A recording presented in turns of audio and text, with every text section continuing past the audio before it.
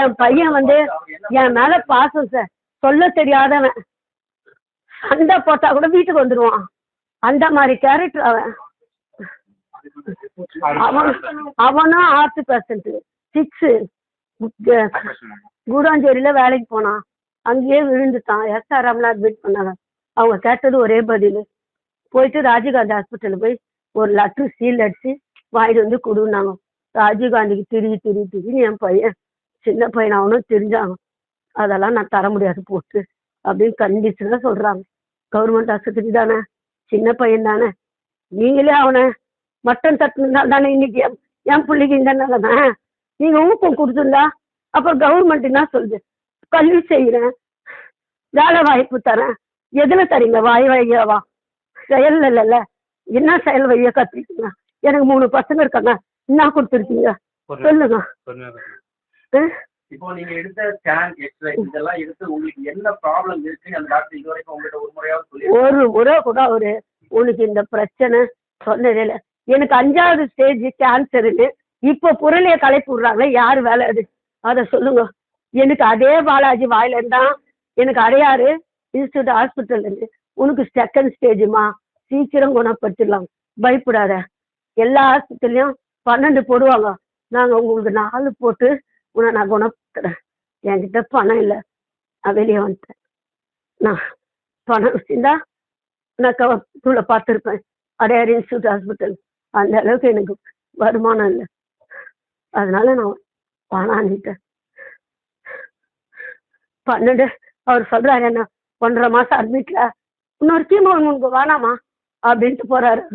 என்னை பார்க்காமல இன்னொரு கீமோ உனக்கு வேணாம். அதான் நான் சொல்றேன், பக்கத்து வீட்டில் என்னக்கா சொல்லிட்டு போறாரு இவரு, உனக்கு தாமா கீமோ வேணாம். ஏக்கா நான் அவருக்கு விரோதியாக்கா, என்னை ஒரு வழி ஆக்கிட்டாரு. அப்புறம் என்னத்துக்கு அண்ணாளு ஏன் மூஞ்ச பார்க்க அவனுக்கே ரக்கமா இருக்குதுன்னு சொல்லி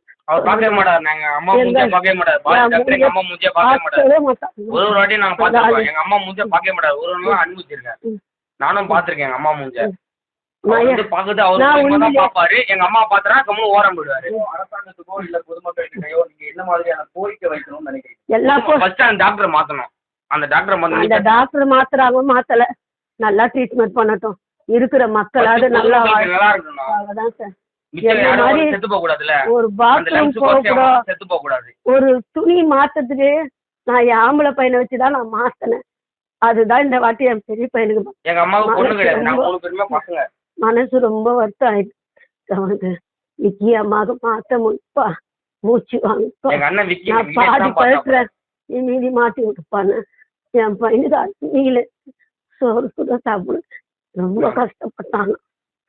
ஆனா அவன் எவ்வளவு கஷ்டப்பட வந்து நான் பக்கத்து வீட்டுல இருந்து கூப்பிட்டு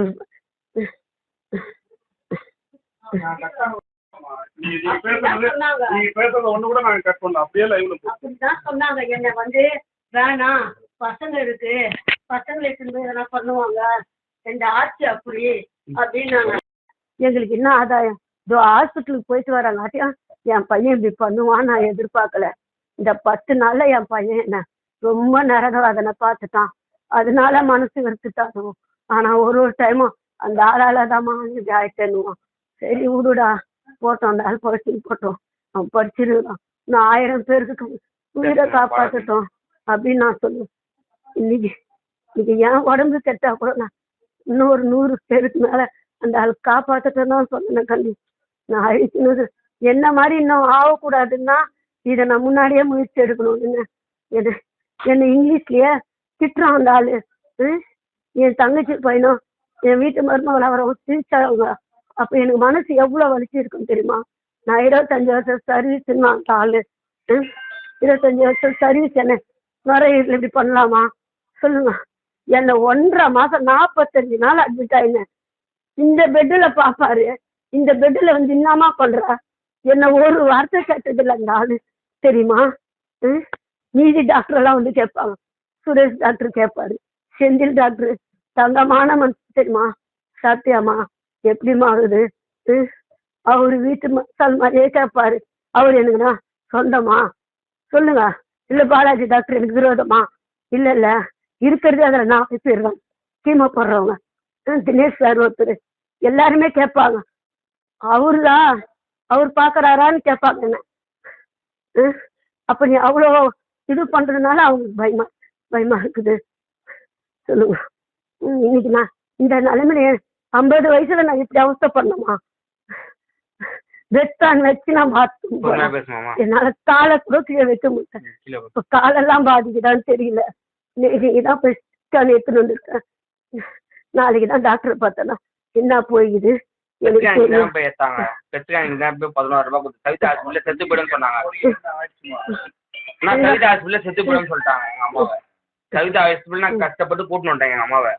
கவிதா ஹாஸ்பிட்டல் சொன்னாங்க ஈஸியால கூட்டு வர முடியல. நாங்களும் கஷ்டப்பட்டு தான் கூட்டு வந்தோம் கவிதா ஹாஸ்பிட்டல்ல இருந்து. கவிதா ஹாஸ்பிட்டல் கூட்டு வந்தோம்னா சொன்னாங்க எங்க அம்மா காப்பாற்றவே முடியாது. நாங்க மாஸ்க் வாயில இருந்து எடுத்ததுக்கு அப்புறம் செத்து போயிட சொன்னாங்க. எங்க பெருமா கிட்ட எல்லாருக்குமே சொன்னாங்க. எங்க அம்மாவால முடியல, கஷ்டப்பட்டு இருந்தாங்க. அந்த ஹாஸ்பிட்டல் கஷ்டப்பட்டு மூச்சு இப்பயும் ஹாஸ்பிட்டல் வச்சிருக்கோம். 5,700 ரூபாய். இந்த மாஸ்க் மொத்தம் 5,700 ரூபாய் சொல்லி 3 நாள் நான் வச்சுன்னு 3 நாள் பட்டு வச்சு நாங்க எடுத்தோம். சும்மா இல்ல, அந்த ஹாஸ்பிட்டல் கஷ்டப்பட்டு காப்பாத்தோம். என்ன சொன்னாங்க, அந்த ஹாஸ்பிட்டல் செத்து போனா சொல்லுவாங்க எங்க அம்மா செத்து போயிடுவாங்க. மாஸ்க் நீங்க வாயில இருந்து எடுத்ததுக்கு அப்புறம் எங்க அம்மா உங்க அம்மா செத்து போயிடுவாங்க. அந்த மாதிரி தான் என்ன சொன்னாங்க செத்து ஹாஸ்பிட்டல். ஆஸ்பத்திரியில வச்சு அந்த ஹாஸ்பிட்டல் அவ்வளவு கஷ்டப்பட்டு நான் கூட்டு வந்தேன் வெளில. எனக்கு எங்க அம்மா நான் வெளில போய் காப்பாத்தின்னு சொல்லி தான் நாங்க வெளில கூட்டு வந்தது. எங்க அம்மாவை காப்பாத்தோட நான் கஷ்டப்பட்டு நாங்க வெளில கூட்டு வந்தோம் கவிதா ஹாஸ்பிட்டல்ல இருந்து. சும்மா கூட்டு வரல நாங்க.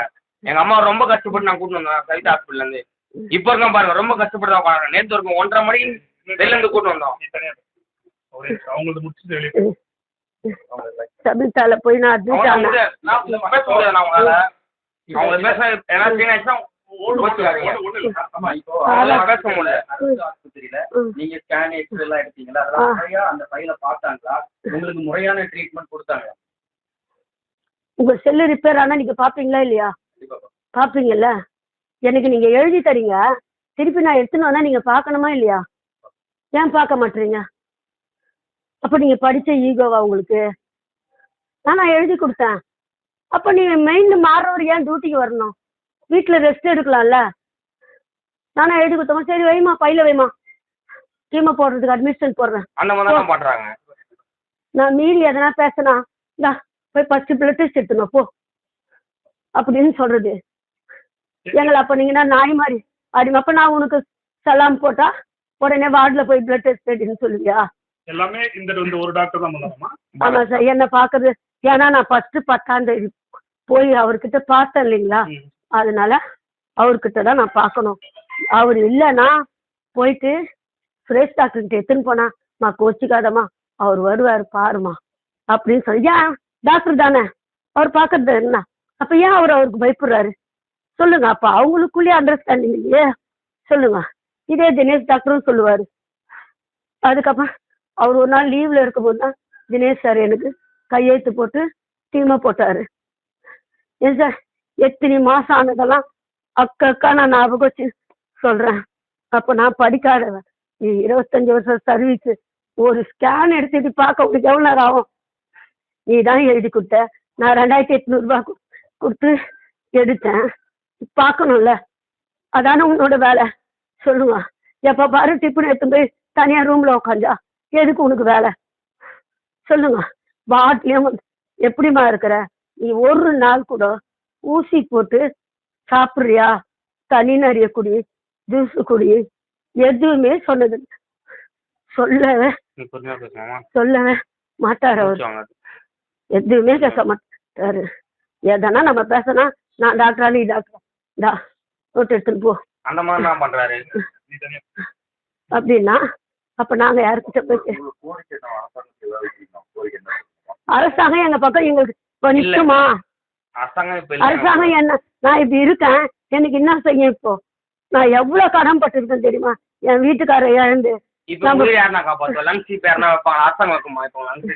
ஒரு கவர்மெண்ட்ல போய் நான்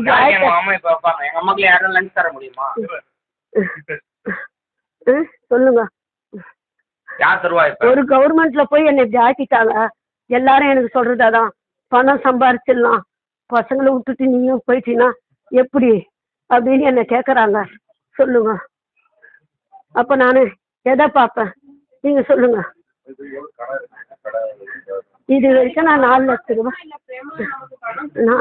நான் கடன் வாங்கி செலவு பட்டா கூட சார் செட்டாய இன்சூரன்ஸ் போட்டுக்கிறேன் சார். வந்தா வருது, கடன் கட்டணும் இல்லைன்னா என் வீடு வித்துட்டு என் பசங்க கட்டிட்டு போட்டோம். யாரும் ஏமாத்த மாட்டேன் நான். உங்க பையன் என்ன மாதிரியான வேதனையில இருந்தாருமா? நீங்க என் பையன் வந்து என் மேல பாசம் சார், சொல்ல தெரியாதவன். சண்டை போட்டா கூட வீட்டுக்கு வந்துடுவான். அந்த மாதிரி கேரக்டர் அவன். அவனும் ஆர்ட் பேஷண்ட் 6 கூடாஞ்சேரியில வேலைக்கு போனான். அங்கேயே விழுந்துட்டான். SRMல அட்மிட் பண்ணாங்க. அவங்க கேட்டது ஒரே பதில், போயிட்டு ராஜீவ்காந்தி ஹாஸ்பிட்டல் போய் ஒரு லெட்ரு சீல் அடிச்சு வாங்கிட்டு வந்து கொடுன்னாங்க. ராஜீவ்காந்திக்கு திரின்னு என் பையன் சின்ன பையன் அவனும் தெரிஞ்சாங்க. அதெல்லாம் நான் தர முடியாது.